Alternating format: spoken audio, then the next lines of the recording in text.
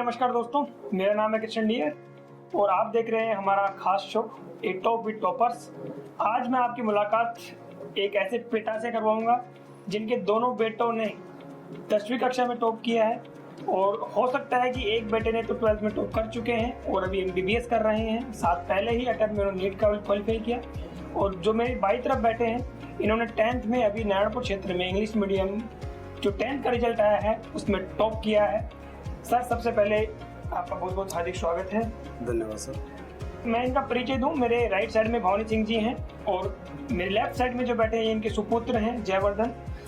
सबसे पहले सवाल, मेरा पहला सवाल भवानी जी आपसे है, आपके बेटे ने इतनी बड़ी सफलता प्राप्त की है, कैसा महसूस कर रहे हैं? बहुत अच्छा महसूस कर रहे हैं सर। ये पढ़ने में शुरू से मेधावी था और समय का बड़ा मैनेजमेंट करके चलता था और इसकी हमें उम्मीद तो थी, लेकिन इतनी उम्मीद नहीं थी कि टॉप कर लेगा। बिल्कुल सर, बहुत अच्छी बात है कि मेधावी होने से बच्चा क्या होता है, कई बार अपन देखते हैं कि ग्रामीण परिवेश में जब हम बच्चों को पढ़ाते हैं तो उसमें बहुत सारी चीज़ें बच्चों के लिए फैक्टर कारगर साबित करती हैं कि एक अच्छा स्कूल हो, उसको अच्छा इन्वायरमेंट मिले, उसको घर का इन्वायरमेंट भी अच्छा मिले, बहुत सारी चीज़ें उसके अंदर काम करती हैं। तो आपने जब स्कूल का चुनाव किया तो आपने क्या सोच करके चुनाव किया कि मुझे आपको मेरे बेटे को राजधानी इंग्लिश मीडियम में डालना है? सर, मेरा बड़ा बेटा भी इसी विद्यालय में अध्ययनरत था, वो भी टॉप किया था और अच्छा यहाँ का वातावरण था, तो मुझे भी लगा इसी बेटे को भी इसी विद्यालय में डालना चाहिए।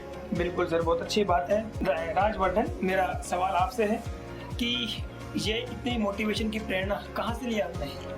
मोटिवेशन तो वैसे भैया से था, क्योंकि भैया ने भी 10th में टॉप किया था, फिर 12th में टॉप किया था, तो मोटिवेशन का पूरा भैया था। भैया गाइड भी करते थे हर पूरे जर्नी में, 10th क्लास की में हर स्टेप पे कि कैसे पढ़ना है, तो मोटिवेशन भैया ही थे। बेहतर। इतना आपने अभी 10th क्लास में टॉप किया है, तो जरा बहुत सारे जो ऐसे विद्यार्थी हैं जो आपके छोटे विद्यार्थी हैं, जो आपसे छोटी क्लास में भी अध्ययनरत हैं, वो जानना चाहते हैं कि उनका जो पढ़ाई, आपका जो पढ़ाई का शेड्यूल था वो कैसा था?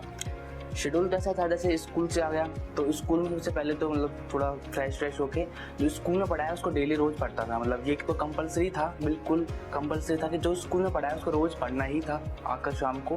फिर रात को थोड़ा होमवर्क वगैरह था तो स्कूल में देते थे, फिर अगला पढ़ता था जो कल पढ़ाने वाले हैं सर, या फिर कुछ टेस्ट वगैरह उनका तैयारी करता था ताकि अच्छा समझ में आए जो कल पढ़ाएंगे उसका भी। बिल्कुल। तो राजवर्धन, मुझे आप ये बताइए कि लगभग आपका जो डेली का जो पढ़ने का कितने आवर्स का, कि बहुत सारे लोग कहते हैं कि भाई इसके लिए 8 घंटे पढ़ना चाहिए, 10 घंटे पढ़ना चाहिए। आपके हिसाब से एक विद्यार्थी, जैसे आपकी 97.33% बनी है, तो आपके हिसाब से एक विद्यार्थी को, 10वीं कक्षा के विद्यार्थी को कितने घंटे की पढ़ाई करनी चाहिए? मेरा तो 6 to 7 था, ये तो कंपलसरी था ही, फिर भी कभी कम ज़्यादा हो सकता, बिल्कुल, पर 6 था, एवरेज 6 था। बिल्कुल। तो राजवर्धन, आप मुझे ये भी बताइए कि जब आप यहाँ राजधानी इंग्लिश मीडियम स्कूल में पढ़ रहे थे तो यहाँ की जब आपको कब लगने लग गया था कि हाँ, मेरे फादर ने मेरे को एक अच्छे स्कूल में डाला है, और उसके बाद में जो आपकी प्रोग्रेस रिपोर्ट होती थी उसमें कभी आप नेगेटिव हुए हों, कभी आप डिमोटिवेट हुए हों, तो उससे आप बाहर कैसे उभरे? मुझे तो पता लग गया था कि टीचर्स का सही चल रहा था, सिलेबस टाइम पे हो रहा था, मार्क्स भी आ रहे थे, जो भी पेपर्स वगैरह हो रहे थे, तो टीचर का सपोर्ट भी था, क्योंकि जो क्वेश्चंस डाउट वगैरह हो रहे थे वो टाइम पर कंप्लीट हो रहे थे, तो एक कॉन्फिडेंस भी आ गया था बीच की मिड जर्नी में, तो ये तो था। बिल्कुल। तो आप मुझे ये बताइए कि जब आपने प्री बोर्ड एग्जाम दे करके आप फ्री हो चुके होते हैं, उसके बाद बहुत सारे विद्यार्थियों को मैं देखता हूँ कि वो फ्री हो जाते हैं माइंड लूप से कि नहीं, अब तो प्री बोर्ड हो चुके हैं और अभी 15-20 दिन की छुट्टियां हैं, या फिर एग्जाम से पहले 15 दिन पहले एक विद्यार्थी को ऐसा कहा जाता है कि एग्जाम से 15 दिन पहले और एग्जाम के 15 दिन, तकरीबन हम यहाँ देखते हैं राजस्थान बोर्ड में कि एग्जाम लगभग 15 दिन में समाप्त हो जाते हैं। तो एक महीना का जो आपका शेड्यूल था, क्योंकि शेड्यूल तो अपन पूरे साल का भी बनाते हैं, फिर एक महीने का भी बनाते हैं, तो एक महीने के शेड्यूल के बारे में बहुत सारे लोगों को पता नहीं होता कि वो कंफ्यूज रहता है कि मैं एक महीने में कैसे पढ़े, क्योंकि आप जैसे मेधावी जो छात्र होते हैं उनका हर चीज़ का सिस्टम से शेड्यूल बना करके पढ़ते होंगे, तो आप उसके बारे में भी जरा बताइए। मुझे लगता है कि जो लास्ट का 1 महीना रहता है वो इम्पोर्टेंट और भी ज़्यादा रहता है। हाँ। कि उसी में आपका रिवीजन करना रहता है, या आपका सिलेबस कंप्लीट हो चुका है, आपका प्री बोर्ड हो गया है, उस वक्त सबसे इम्पोर्टेंट है आपको शॉर्ट्स नोट्स बनाने चाहिए, क्योंकि आप शॉर्ट्स नोट्स बनाओगे, फिर आपके बीच में अगर 2 पेपर के बीच में 1 दिन का गैप भी है तो आप शॉर्ट्स नोट्स से पूरे सिलेबस को रिवाइज कर सकते हैं। अगर आपके पास 2 घंटे भी हैं, 3 घंटे भी हैं, 2 एग्जाम के बीच में, बोर्ड एग्जाम, तो मेरा यही था कि जो लास्ट का जब प्री बोर्ड हो गया तो मेरा सिलेबस कंप्लीट हो गया, तो मैंने शॉर्ट्स नोट्स बनाए, लिख के तैयार किया, तो याद भी हुआ और सोर्स नोट्स बनाए जो मेरे एग्जाम के बीच में बहुत इंपॉर्टेंट रहा। तो शेड्यूल तो और भी अच्छा हो गया था कि एक महीना बहुत इंपॉर्टेंट रहता है। बिल्कुल। तो सोर्स नोट्स का ज़्यादा मेन इंपॉर्टेंट रखा था मैंने। बिल्कुल, बहुत अच्छी बात है। मेरा अगला सवाल भवानी जी आपसे रहेगा, जी सर। क्योंकि एक ऐसा कहावत आपने सुनी होगी कि बच्चे की जो पूरा जीवन जो निर्धारित होता है, तो स्कूल का तो उसके अंदर जैसे मान लीजिए 24 घंटे होते हैं, स्कूल में बच्चा 6 घंटे रहता है, 18 घंटे बच्चा घर पर रहता है। तो वर्धन के घर के शेड्यूल के बारे में आप हमें सर बताइए। इसका घर का पूरा हमने एक वातावरण पढ़ाई का बना रखा था, कोई डिस्टरबेंस था, इवन कि हम टीवी भी नहीं चलाते थे ताकि बच्चे डिस्टर्ब नहीं हो। हमने टीवी अवॉइड कर लिया था, बंद कर लिया था, रिचार्ज ही नहीं कराया हमने इन बच्चों के लिए। हम भी कहीं आते जाते भी नहीं थे, पूरा समय बच्चों पे ध्यान देते थे, कैसे पढ़ रहा है कैसे नहीं पढ़ रहा है। समय टू समय हम इसका फीडबैक ले लेते थे, भाई कोई प्रॉब्लम है क्या है, इस तरीके से। और इसको जब ये कहता, जब हम उठा लेते, पढ़ने का रूटीन इनका था, टाइम ये फिक्स करते थे, हमें बताते थे आज मुझे इतने बजे उठाना है, हम उतनी बजे उसको उठाते थे। बिल्कुल सर। अच्छा, ऐसा कहा कहते हैं अपने गांव में कि गांव के परिवेश से जब बहुत सारे विद्यार्थियों से पेरेंट्स से जब मिलते हैं तो उनकी बहुत सारी समस्याएं सामने आती है। तो कई तो लोग ये कहते हैं कि हम कम पढ़े लिखे हैं, कई लोग ये कहते हैं कि हमें डायरेक्शन सही नहीं मिली, कई लोग ये कहते हैं कि हमें विद्यालय का चुनाव हम सही नहीं कर पाए।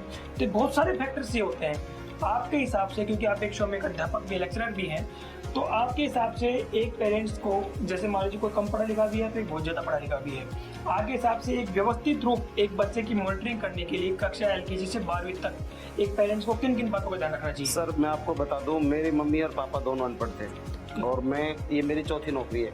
बिल्कुल। तो उसमें पेरेंट्स तो केवल इतना है कि बच्चों को एनवायरनमेंट दे दे, बाकी बच्चा पढ़ लेगा।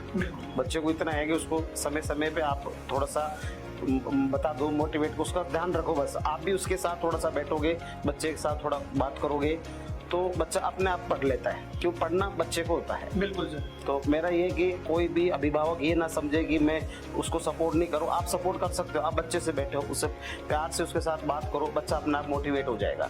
दूसरा है, मैं ये कहता हूँ कि कोई कहता है कि ग्रामीण क्षेत्रों में कुछ नहीं हो सकता है, आपके सामने एक उदाहरण है। बिल्कुल सर। बिल्कुल ये है कि आपने छोटे से ग्रामीण क्षेत्र में, बिल्कुल छोटा सा गाँव है, यहाँ से ये 2 प्रतिभाएं निकली है और भी खूब प्रतिभाएं निकल रही है। तो मैं अभिभावकों से कहता हूँ आप उनसे प्रेरित होने चाहिए और बच्चों को भी प्रेरित होना चाहिए। हम एक छोटे से गांव में रह के इतनी बड़ी सफलता प्राप्त कर सकते हैं। तो इसमें कभी कोई अभिभावक ये नहीं समझे कि, कोई बच्चा ये नहीं समझे कि मैं ग्रामीण परिवेश से हूँ, ये बिल्कुल नहीं होना चाहिए। कोई माता पिता ये नहीं समझे कि मैं अनएजुकेटेड हूँ, कोई दिक्कत नहीं, ये फैक्टर नहीं आता। आप बच्चे का केयर करो, बच्चा अपने आप सफलता प्राप्त करेगा। बिल्कुल सर, क्योंकि पेरेंट्स की जब बात करते हैं तो क्योंकि आपके दोनों बच्चे, आपके जो बड़े वाले जो बेटे हैं जिनका नाम जयवर्धन है, उन्होंने भी 10th में भी टॉप किया, उन्होंने 12th में भी टॉप किया और उन्होंने 12th के साथ नीट भी क्वालिफाई किया, जो कि आज SMS मेडिकल कॉलेज जयपुर से अभी अपने MBBS की डिग्री प्राप्त कर रहे हैं। क्योंकि जब एक पेरेंट्स के 2 बच्चे होते हैं या फिर 2 से ज़्यादा भी होते हैं तो उसको मॉनिटरिंग करने में बड़ी समस्या आती है। वो सोचते हैं कि यार मैं ग्रामीण परिवेश से हूँ तो मैं किसी को बाहर नहीं भेज सकता बाहर, क्योंकि आपके दोनों बच्चों ने साबित किया है कि वो 10th 12th के साथ में भी नीट क्वालिफाई किया है। तो ऐसा क्या है कि जो एक स्पेशल जो चीज़ जो आपके बच्चों में, मैं काफ़ी आपके बच्चों से भी बात करता हूँ, मैंने सुना है बहुत सारे लोगों से, वो ये कहते हैं कि कुछ इंटेलिजेंसी कैसे गुण या फिर आपकी मॉनिटरिंग, इसको क्या ज़्यादा बड़ा मानते हैं? सर मैं मानता हूँ कि एक रेगुलरिटी होनी चाहिए स्टडी की। मैं आपको जयवर्धन की बात बताता हूँ। कोरोना काल चल रहा था, उसने घर रह के अध्ययन किया था जी। क्लासें लगी नहीं थी, घर पे रह के ऑनलाइन क्लास लेके, जो भी उसको, कि उस समय सोशल मीडिया सारा था जी, उसे लेके उसने अध्ययन किया था। और उसका जो अध्ययन का शेड्यूल था वो एक फिक्स होता था। उसको दोपहर में 15 मिनट सोना था, 15 मिनट ही सोता था, मात्र 15 मिनट का शॉर्ट स्लिप लेके, और बाकी अपना वो अध्ययन करता था। कभी उसको किसी प्रकार का, उसने भी हमें ये नहीं कहा मेरी ये प्रॉब्लम है, कुछ छोटी मोटी बात होती है अपना आप वो टैकल कर लेता था। तो मैं जो भी बच्चे पढ़ रहे हैं, मैं ये कह रहा हूँ कि बिल्कुल समस्याएं सबकी आती है, लेकिन उस समस्याओं का आप मुद्दा मत बनाओ, वो अपना आप टाइम टू टाइम हट जाती है। हमारा एक लक्ष्य बनाकर आप अध्ययन करो, 100% आपको सफलता मिलेगी, कोई संदेह नहीं इसके अंदर। बिल्कुल सर। बच्चे कई बार क्या होता है कि जब पढ़ रहे होते हैं तो किसी न किसी बात से उनका माइंड डिस्टर्ब हो जाता है, फिर या फिर डिमोटिवेट हो जाते हैं। ये बहुत बार ऐसा होता है। कई बार ऐसा होता है कि बच्चे कुछ ऐसी बातें होती है जो अपने को कह भी नहीं पाते हैं। तो कभी क्या राजवर्धन बीच में डिमोटिवेट हुआ? अगर हुआ तो आपने इसको बाहर निकालने के लिए क्या प्रयास किया? सर ये कभी, जहाँ तक मैं समझता हूँ, कभी डिमोटिवेट नहीं हुआ। हाँ, इसका खेलने का था, क्रिकेट खेलने का इसका शौक है, बिल्कुल हम मना नहीं करते थे, खेलने जाता था। और मैं इसमें को खेलने का समय होता है ये सुबह और शाम जरूर। हम इसको कहते थे शाम को थोड़ा सा घूम के भी आया करो, तो घूमने भी चला जाता था। मैं तो सभी अभिभावकों से बच्चों से भी कहता हूँ कि हम बच्चों को 24 घंटे पढ़ने के लिए भी नहीं कहे, थोड़ा बहुत उनको भी घूमने भी चले जाएं, खेलने भी चले जाएं, लेकिन उस समय को आगे मैनेजमेंट कर लें तो बच्चा डिमोटिवेट नहीं होगा, कभी नहीं होगा। बच्चे को आप प्यार से साथ दो, आप बच्चे के दोस्त बन के साथ दो। बिल्कुल, ये बहुत बड़ी कहावत है। और बच्चे के एक बहुत बड़े फिलोसोफर ने कहा था कि पिता की सबसे बड़ी कामयाबी वो तभी माने कि जब उसका बेटा उसका दोस्त हो। मैंने एक किताब में पढ़ रहा था। राजवर्धन, मेरा अगला सवाल आपसे है, और मेरा सवाल आपसे ये है कि 10th में आपने अच्छे अचीवमेंट प्राप्त किए हैं, और अभी आप भविष्य में क्या बनना चाहते हैं? अब मैं डॉक्टर बनना चाहता हूँ, साथ में नीट क्वालिफाई करना चाहता हूँ, फिर डॉक्टर का। बिल्कुल, आप डॉक्टर बनना चाहते हैं। तो एक कोई ऐसी बात जो आपसे जो भी जूनियर्स हैं उनके लिए कोई ऐसा स्पेशल मैसेज जो आप अपनी तरफ से देना चाहें? मैसेज यही है कि 10th बहुत इंपॉर्टेंट क्लास है, ये आपके लिए नींव रखती है, आगे का मोटिवेट करती है कि आप 10th में अच्छे बनाओगे तो आपको पूरा मोटिवेट रहता है 11th 12th में। इसलिए 10th को सीरियसली लेना चाहिए, रेगुलर रहना चाहिए, टीचर्स से भी बात माननी चाहिए, डिसिप्लिन में रहना चाहिए, डिसिप्लिन इंपॉर्टेंट रहता है, और साथ साथ में आपका जो भी रहता है शेड्यूल रहता है उसे फॉलो करना चाहिए पूरी ईयर। बिल्कुल, बहुत अच्छी बात है। मानो जी, मेरा अंतिम सवाल है आपसे भी कि एक ऐसी कोई सलाह, क्योंकि आप एक लेक्चरर भी हैं और आप एक अच्छे पिता भी हैं जो आपने अपने दोनों बच्चों को अच्छी मॉनिटरिंग करके उनको सही कैरियर गाइडेंस दिशा दे रहे हैं, कोई ऐसी कुछ टिप्स जो आप यहाँ के बच्चों को, पेरेंट्स को दे सकते हैं?